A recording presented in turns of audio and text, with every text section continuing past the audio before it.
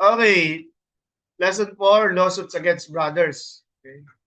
So why brothers? Assume that two males were fighting and filing cases against each other. And these are both Christian, no? And the nature of the lawsuit, and then the believers will judge the world. The unrighteous will not inherit the kingdom. So, pwede na natin to skip, no? So when one of you has a grievance against another, does he dare go to law before the unrighteous, instead of the saints?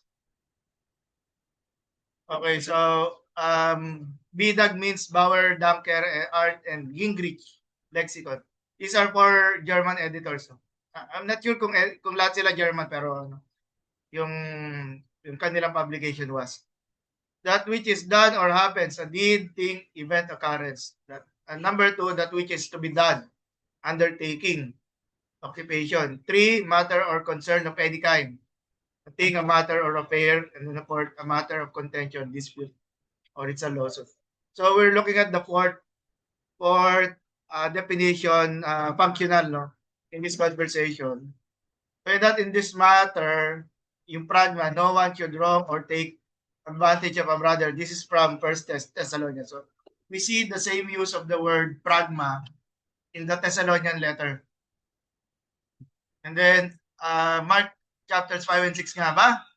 The recurring theme of judgment between 5 and 6 has led some to argue that chapters 5 and 6 of 1 Corinthians are about wrongdoing is an extension. So it doesn't stop at chapter 5. It moves forward.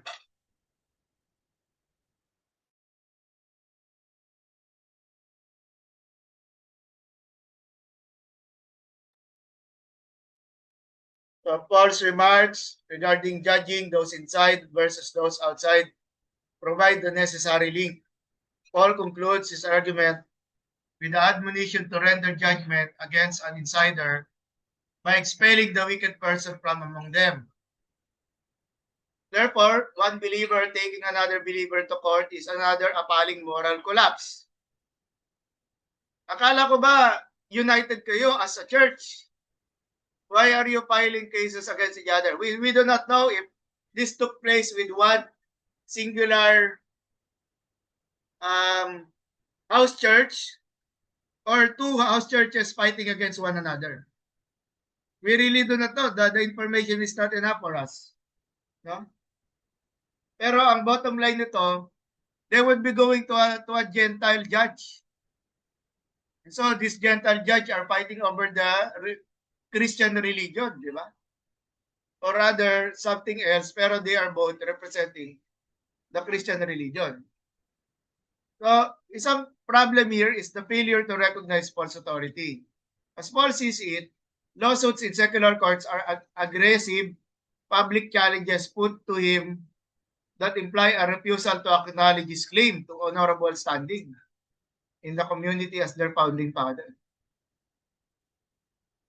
Paul cannot ignore the challenge because he would incur a public loss of face, a ripostem sa challenge or response to a challenge. Letter writings, pwede na natin skip to. For the most part, Paul, writing as the respected leader to the communities he had founded, does not deviate from this pattern.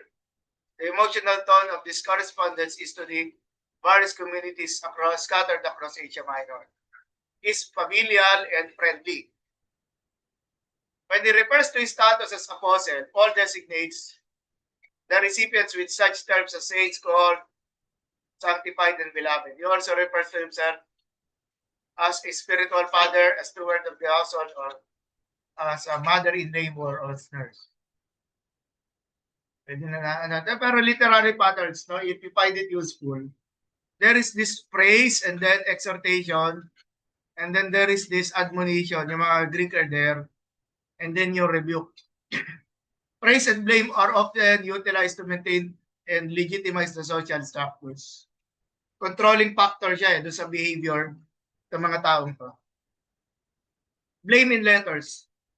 Blame functions negatively in evaluative speech, frequently performs an important role in a letter of exhortation, includes admonition. Pero blame is self-explanatory. The word blame is not found in the New Testament but in sections. How it functions, no? In the setting. So honor and shame is very important kasi two Christians filing lawsuits against each other before a gentle court, before a gentle judge. Dishonorable talaga to. Pero itong dalawang to, the two people contending, they think they're after honor. Honor is the value, prestige, and reputation that an individual claims. So what was the lawsuit? Now we go to the question. After looking so much at the background, what is the lawsuit? We want to know what the lawsuit was. For Champa and Roster, it is greed. A number of details. They point the things of his life, dispute with one another, involving one party accusing the other of cheating or fraud. In Roman code, in such cases involve matters like legal possession, breach of contract, damages, fraud. That greed may be the driving motivation which led to the conflict. So sometimes it could be possible a person owing something money and then that the one who owed money is demanding more. I'm just trying to use a scenario for us to think about the potential reasons for the lawsuit. For Michael Prepart, it is about yung yaman, inheritance between brothers. For Peterson, Peter Richardson deals with sexual issues. So for Peter Richardson, it goes back to chapter 5 na yung sexually immoral believer that is connected with this one. How he argued about it, I could not tell no, kasi hindi ko pa nababasa yung work ni Peter Richardson na cited dito. And John Chow, powerful patrons who assert authority. So they were two patrons fighting against each other. Looking at, so ganun din kay Richard Dorsley, like number 1, patrons interested with inheritance. And then si Will Deming related to the offense, which is yun nga rin sa chapter 5. For Pepard, yun sa inheritance, it draws his clue from verse 8 to 9.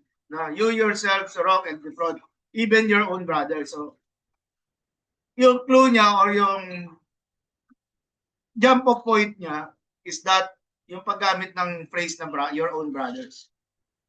Do you not know that the righteous will not inherit the kingdom? And then Paul to draw from social reality.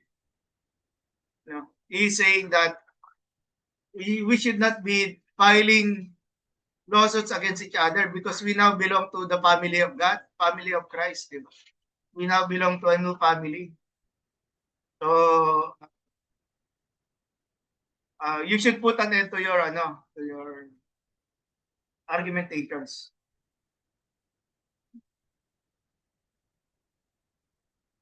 Pepper cites from Seneca, two brothers were in an agreement. Sorry about it.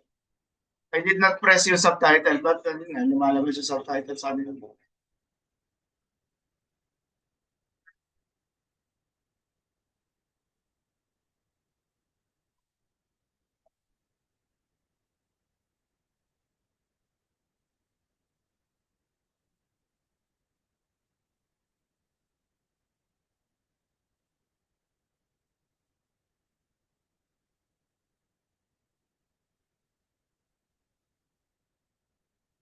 I lost that one, sorry. Okay.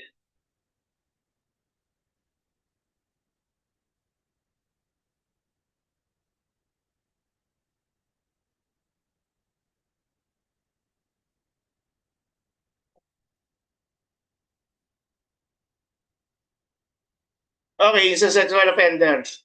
If scholars believe 6:12 was a continuation of chapter 5, no?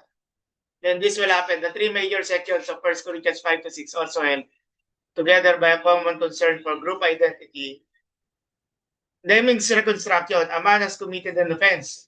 It's the sexual norms. The community is divided. Some of what the man punished. Some of the members in the church wanted to punish that man. Some do not.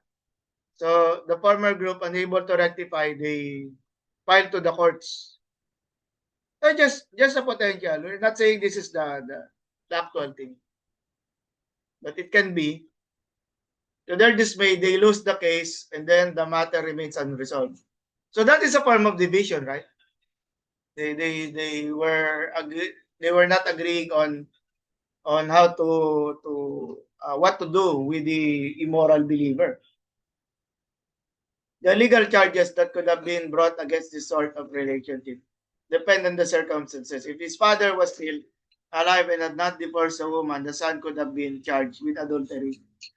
Otherwise, incest is a possibility if a Cain at the end, to have, does not describe marriage or concubinage, then an ongoing relationship in which the stepmother sold her services as a prostitute might have been the basis for an accusation.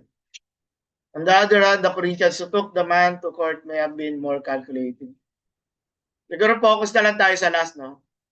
Motives for filing lawsuits. After doing that, what were the compelling attitudes? We could skip to that one. Sa atin na lang, no? When is it necessary for Christians? I'm not saying we should not do that. But there might be a time, no, when it is necessary for Christians to file against each other. What are the possible ways of resolving church conflicts without the need of raising their conflicts to the court? Diba? And what is advisable? To accept wrongdoing and trust in the justice that God will serve upon the offender? How about you?